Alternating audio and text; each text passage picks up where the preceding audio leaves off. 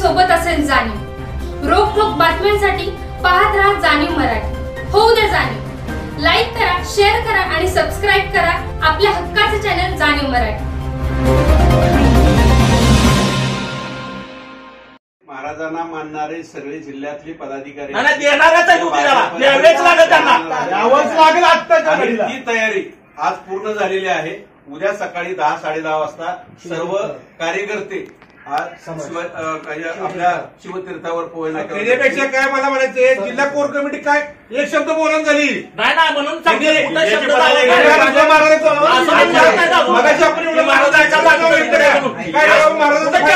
कुठली core committee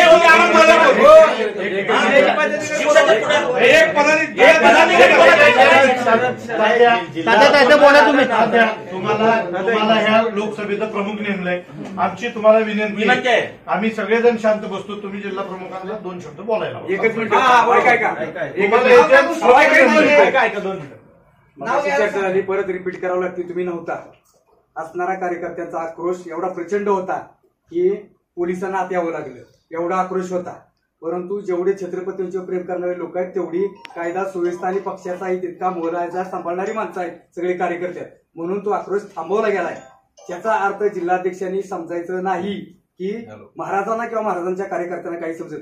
core कमिटीचा विषय मागाशी निघाला, त्यांनी सांगितलं संतोष कैसे होते इथं की कोर कमिटीची तातडीची बैठक रात्री बोलवली। ठीक आहे, भाजपला सीट मागितली, परंतु आता जसं शरदरावांनी सांगितलं तसं आज अखेर एकाही नेत्यानं किंवा भाजपचा पदाधिकारी कुटुंब प्रमुख म्हणून जिल्हाध्यक्षांनी आज चित्राताई वाघ सारखी महिला साताऱ्यात येऊन महाराजच त्या सातारा लोकसभेचा खासदार असतील बोलतात। आज सुरभीताई भोसले एक महिला असून युवती असून त्यांची मागणी होती महाराजच होत आहेत, आणि यांनी काय बांगड्या भरल्यात का? एकालाही महाराजांचं नाव घ्यायला वाटते। छत्रपतींचा सातारा मानायचं, राजधानी मानायचं, महाराष्ट्रभर फिरताना स्वाभिमान सांगायचा, राजधानीचा सांगायचा, आणि महाराजांचं नाव घेण्याची यांना जर लाज वाटत असेल तर यांनी पदावर खाली पाय उतरावं। हे काय म्हणतात, बरोबर आहे की कोर कमिटीचा विषय घेतला, बरोबर आहे की कोर कमिटीचा विषय घेतला। तुम्हाला अदर बॉडी असेल, कोर कमिटी असेल, जिल्हा कार्यकारिणी असेल, ह्या निवडी होताना जशी पाठीमागच्या आठवड्यामध्ये टकलेमोरगाव मध्ये झालेल्या सभेत मी नाव घेऊन बोलतोय, जबाबदारीने बोलतोय, कारण आता पाणी गळायला आलेलं आहे, त्यामुळे नाव घ्यावं लागते। टकलेमोरगावच्या सभेत जिल्ह्याचा अध्यक्ष भारतीय जनता पार्टीचा राष्ट्रवादीचा नितीन काका खासदार होताना मला बघायला आवडेल ही भाषा करत असेल तर ह्यांना अधिकार आहे का नैतिक भाजपचा अध्यक्ष म्हणून बसायला? दुसरी गोष्ट, ऐका, कोर कमिटीची निवड करत असताना उदयनराजेच्या सोडून द्या, उदयनराजेचा फक्त म्हणत नाही मी, जिल्ह्यामध्ये सातारा लोकसभा मतदारसंघात 6 विधानसभा मतदारसंघ आहेत, जबाबदारीने बोलतो। कराड विधानसभा मतदारसंघामध्ये कराड उत्तरमध्ये 2 सेक्रेटरी, कराड दक्षिणमध्ये 1 सेक्रेटरी, फलटणमध्ये 1 सेक्रेटरी आणि सातारामध्ये 1 सेक्रेटरी, हे 5ही सेक्रेटरी कुणाचे समर्थक आहेत? एकही सरचिटणीस जिल्ह्याचा प्रमुख फादर बॉडीतला अण्णा अत्यंत महत्वाचा महामंत्री बनतात। 6ची 6 सरचिटणीस हे स्वतःच्या मर्जीतले केले, आणि आता कोर कमिटीचे टेक्निकल मुद्दे आपण सांगतात, आणि प्रत्येक मुद्दा महाराजांच्या माध्यमात जो निगेटिव्ह मुद्दा आहे तो पोहोचवण्याचं काम केलं, आणि खऱ्या अर्थानं स्वतःचे बगलबच्चे आजूबाजूला बसवून या ठिकाणी महाराजांना पहिल्यापासून फितुरी करून त्या ठिकाणी तिकीट न मिळवण्यासाठी या पक्षातील कार्यकारिणी जिल्हा कार्यकारिणीतूनच प्रयत्न झालेला आहे। हे ठाम या ठिकाणी महाराजांचा एक सच्चा मावळा म्हणून या ठिकाणी माझा आरोप आहे। हा खोडून दाखवावा, जिल्हाध्यक्ष असतील किंवा कोर कमिटी कोण असेल त्यानं हा खोडून दाखवायचा आहे। सुनील बापू असतील, सागर शिवदास असतील, आज ह्यातला कोणता समर्थक आज मला सांगा? वाईमध्ये वाई विधानसभा मदनदादा भोसले असतील, सुरभीताई भोसले असतील, वाई विधानसभा 3 तालुक्यात त्यांना महाबळेश्वर असेल, वाई असेल, खंडाळा असेल, 3ही तालुक्यात एक सरचिटणीस नाही मिळाला। कोणी बोलणार आहेत त्यांना बोलू द्या, प्रत्येकानं आपलं म्हणणं शांततेत म्हणणं, तुम्ही शांततेत आणि ज्या पद्धतीनं प्रवीणनं मांडणी केली तसं शांततेत ऐकल्यानंतर त्याचा उहापोह सगळा होईल। परंतु तुम्ही जर नुसतीच बडबड केली, गोंधळ केली तर मग त्याचा काय अर्थ राहणार? आमचं एकच म्हणणं आहे, फक्त जिल्हाध्यक्षांनी मत व्यक्त करावं। माझी भूमिका पहिल्या वेळेस श्रीमंत छत्रपती उदयनराजे भोसले यांची जी उमेदवारी आहे ती पहिल्या यादी द्यायला पाहिजे। ते काय नुसते महाराजच नाहीत तर संपूर्ण देशाचे छत्रपती। ह्या देशामधील कमीत कमी 7 राज्यांवरती मराठी मतांचा प्रभाव आहे. तो विचार करून पहिल्या यादीतच उमेदवारी द्यायला पाहिजे होती. जर महाराष्ट्राचा सन्मान तुम्हाला राखायचा होता, छत्रपतींचा सन्मान राखायचा होता, तर पहिल्या यादीतच उमेदवारी डिक्लेअर करायला पाहिजे होती. आपण उमेदवारी मागण्याच काही करत नाही. माझं म्हणणं आहे उद्या महायुतीनं उदयनराजेंना चॉईस दिली पाहिजे होती. तुम्हाला कुठून उभं राहायचंय. माझं मत आहे असं की उदयनराजेंनी स्वतःची उमेदवारी उद्या घोषित करावी आणि कोणाला चॉईसला वाव दिला नाही पाहिजे. आता न होऊन देण्यासाठी उद्याला महाराजांनी उमेदवारी स्वतः डिक्लेअर करावी अशी छत्रपतींनी माझी विनंती. आपल्या सर्वांचं आणि महायुतीनं उदयनराजेंना चॉईस दिली पाहिजे की तुम्ही कुठून उभं राहणार. जसं कोल्हापूरमध्ये आलं, महाविकास आघाडीने छत्रपतींनी सांगितलं तुम्ही चॉईस करा. मध्ये महाराजांचं स्पष्ट नाव का घेत नाहीये तेव्हा छत्रपती म्हणून आमचे खासदार छत्रपती उदयनराजे हेच असणार बीजेपीकडे का सांगत नाहीये. पदाधिकारी घेत नाही. चिन्मयराव बोला की बोला चिन्मयराव बोला. आज सगळ्या युवकांची आणि सगळ्यांची मागणी अशी आहे की तात्या महाराजांनाच तिकीट मिळायला पाहिजे. आणि ही गोष्ट खरी आहे की पहिल्या जसं अण्णांनी सांगितलं, भाऊंनी सांगितलं त्याप्रमाणे यादीत नाव हे पहिल्याच यादीत महाराजांचं नाव यायला पाहिजे होतं. आणि आमची सर्वांचीच सर्व युवक आणि सगळ्यांची मागणी अशी आहे की महाराजांनाच तिकीट मिळावं आणि महाराजांनीच खासदार व्हावं अशी आमची पहिल्यापासूनची मागणी आहे आणि आता सुद्धा तीच मागणी आहे. सातारा ही प्रसिद्धी माध्यमांनी सातारकरांना लोकसभेच्या अख्ख्या मतदारसंघाला जागृत केलेलं आहे की छत्रपती शिवरायांचे जे वंशज आहेत उदयन महाराज यांना पहिल्या टप्प्यात सुद्धा उमेदवारी डिक्लेअर केली जात नाही, दुसऱ्या टप्प्यात उमेदवारी डिक्लेअर केली जात नाही. ज्या ज्या वेळेला भाजपचे मोठमोठे कार्यक्रम या गांधी मैदानावर सातारा शहरात होतात याचं संपूर्ण नियोजन जल मंदिरातून होतंय. उगीच उदयन महाराजांच्याकडे यायचं आणि यावेळेस मानपण छत्रपतींना आणि मतदान पण छत्रपतींना करायचं. आणि असं होत असताना छत्रपती शिवाजी महाराजांचं नाव स्टेजवर घ्यायचं, पंकजरावांनी सांगितल्याप्रमाणे वंदन त्यांना करायचं आणि छत्रपती शिवाजी महाराजांच्या वंशजांना काटकरांनी सांगितलं त्याप्रमाणे तिसऱ्या रांगेत उभं करायचं. हे अपमान आम्ही कधीही सहन करणार नाही. उदयनराजे भोसले यांच्या मनगटात एवढी धमक आहे की ते निवडून येऊन सुद्धा त्यांनी राजीनामा दिला होता आणि मागच्या वेळेला आणि परत एक जण बोलायचे त्यानं पूर्ण बोला. आमची भाजपाच्या सर्व कार्यकर्त्यांना पदाधिकाऱ्यांना जिल्ह्यातल्या महाराष्ट्रातल्या आणि देशातल्या वेगवेगळी शिष्टमंडळं आज जाऊन भेटलेली आहेत. त्या शिष्टमंडळाच्या माध्यमातून कारण उत्तरचे मनोजदादा घोरपडे असतील, आमच्या कोरेगाव विधानसभेचे मान्य नामदार महेशदादा शिंदे असतील, अतुलबाबा भोसले दक्षिणेचे असतील, वाईचे मदनदादा भोसले असतील आणि विक्रमबाबा पाटणकर पाटणचे असतील, असे 6 विधानसभा मतदारसंघाच्या प्रतिनिधींची भेट घेऊन 6 विधानसभाच्या तात्या त्यांनी पत्र देऊन महाराजच आमचे भाजपचे एकमेव उमेदवार असते अशी लेखी पत्र दिलेली आहे. असं असताना हा एक पडलेला प्रश्न आहे की मग भाजपच्या कार्यकारिणीकडून राज्याला किंवा केंद्राला निगेटिव्ह रिपोर्ट गेलाच कसा. त्या रिपोर्टची उहापोह झालाच पाहिजे. चुकीचा नाहीये. मला आठवते आदरणीय कैलासवासी गोपीनाथरावजी मुंडे साहेब यांच्या मार्गदर्शनाखाली म्हणजे सातारमध्ये बीजेपीची खरी सुरुवात छत्रपती श्रीमंत उदयनराजे भोसले यांच्यापासून झाली. म्हणजे जिल्ह्यामध्ये त्यावेळेला बीजेपी काहीही नसताना त्यावेळेला खऱ्या अर्थानं बीजेपी वाढवण्याचं काम जुने जाणते सगळे म्हणजे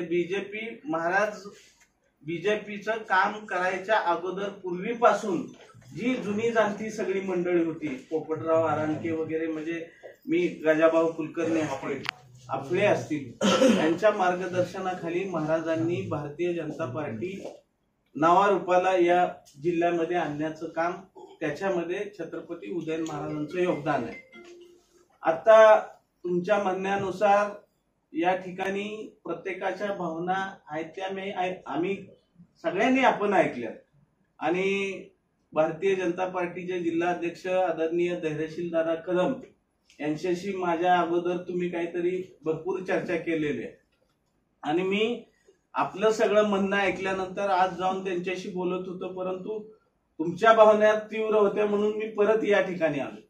माझे हात जोडून तुम्हाला सगळ्याला विनंती आहे, तुमच्या भावना रास्त आणि योग्यच आहे की छत्रपती घराण्यातील ज्या वेळेला आघाडीच्या माध्यमातून कोल्हापूरच्या गादीचं नाव त्या ठिकाणी डिक्लेअर केलं की तुम्ही ठरवा कुठनं तुम्ही उभं राहायचं. आणि लोकांना जिल्ह्यातीलच नव्हे राज्यामध्ये देशामध्ये छत्रपती उदयन महाराजांचं नाव अग्रक्रमानं त्या ठिकाणी घेतलं जाईल. परंतु उदयन महाराज सकाळी काय मंत्री महोदयांशी बोललेत, त्यांचा फोन आला होता, फोनवर संपर्क साधला, त्यावेळेला पंकज चव्हाण होते, संग्राम बर्गे, आम्ही सगळी त्यांच्या बरोबर होतो महाराज साहेबांची. माझी तुम्हाला सगळ्यांना विनंती आहे, ज्या वेळेला एखादा लढा आपण उभा करतो, छत्रपती उदयन महाराजांनी संघर्षातून सर्व उभं केले. संघर्ष उदयन महाराजांना नवा नाहीये. काल आदरणीय भारतीय जनता पार्टीचे अध्यक्ष चंद्रशेखर पाहिजेत, परंतु ठीक आहे, त्याच्यावर सुद्धा चर्चा होईल. माझी सगळ्यांना विनंती आहे की आज दिवसभरामध्ये बरेचसेच फोन आले, म्हणजे जिल्ह्यातूनच नव्हे संपूर्ण राज्यातून देशातून जे महाराजांच्यावर नितांत प्रेम करतात. कारण दिल्लीला गेल्यानंतर महाराजांच्या भेटी दरम्यान वेगवेगळ्या राज्यातील लोक त्या ठिकाणी, राजे राजवाडे असतील किंवा मोठी मोठी घराणी असतील, त्या ठिकाणी महाराजांच्या भेटीला आल्यानंतर आमच्या ओळखी झाल्या. त्या ओळखीतून आम्हाला सगळ्या ठराविक मंडळींना फोन येत आहेत की नेमकं काय झालं. तर मला वाटतंय आपण सर्वांनी उद्यापर्यंत वाट बघायला काय हरकत नाही. रितसर नियमानुसार आज दिवसभरामध्ये प्रत्येक विधानसभेच्या प्रमुखांशी चर्चा झालेली आहे आणि प्रत्येक विधानसभेच्या प्रमुखांशी चर्चा होत असताना सगळ्यांच्या भावना छत्रपती उदयन महाराजांच्या बरोबर आहे. आणि ज्या लोकशाहीमध्ये सातारा जिल्ह्यामध्ये जवळजवळ अर्ध्या महिलांचं मतदान आहे, अर्ध्या महिलांच्या प्रतिनिधी आणि भारतीय जनता पार्टीच्या अध्यक्षा सुरभीताई भोसले यांच्या उपस्थितीमध्ये अत्यंत शिस्तबद्ध प्रिय असा त्या ठिकाणी मेळावा संपन्न झाला. प्रत्येक गावातील एक महिला होती, प्रत्येक गावातील, आणि मग इतर महिला, म्हणजे प्रत्येक गावच्या प्रतिनिधी गावातील सर्वसामान्य कुटुंबातील महिलांसाठी काम करणाऱ्या प्रतिनिधी त्या ठिकाणी होत्या. आणि त्यांना त्या ठिकाणी छत्रपती उदयन महाराजांच्या वतीनं महिला दिनाचं औचित्य साधून त्या ठिकाणी सन्मानित केलं होतं. आणि त्यावेळेला त्यांच्या प्रतिक्रिया स्वतःहून आल्या होत्या आणि सर्व तमाम महिलांच्या वतीनं सुरभीताईंनी उदयन महाराजांची उमेदवारी त्या ठिकाणी मागणी केलेली होती. आणि अशा ज्या गोष्टी आहेत, आपण लोकशाही पद्धतीनं जात असतो, पक्षापर्यंत ह्या सगळ्या गोष्टी पोहोचवण्याचं काम संबंधित पक्षामध्ये जे जे पदाधिकारी नेमलेले आहेत त्यांच्या मार्फत योग्य पद्धतीनं वरपर्यंत पोहोचलेले आहेत. कुणीही काही थोडस सोंग करून कुणीही काही सांगितलं तरी वरची मंडळी ही अभ्यासू आहे, त्यामुळं आपण हवालदिल व्हायचं काही कारण नाही. सर्व कार्यकर्त्यांना माझी नम्र विनंती आहे, उद्यापर्यंत तुम्ही वाट बघावी. आपल्या ज्या भावना आहेत की पक्षाचे अध्यक्ष म्हणून आदरणीय धैर्यशील दादांनी आपलं मत व्यक्त केलं पाहिजे. रात्री जी कोर कमिटीची गोपनीय बैठक होती त्यामध्ये काय झालं, कोर कमिटीचा एक मेंबर म्हणून मी त्या ठिकाणी बैठकीला हजर होतो. छत्रपती उदयन महाराजांना अपेक्षित असणाऱ्याच भूमिका त्या ठिकाणी घेतल्या गेल्यात. आपलं म्हणणं एवढंच आहे, अशी चर्चा होत असताना धैर्यशील दादांनी आपलं मत व्यक्त करावं.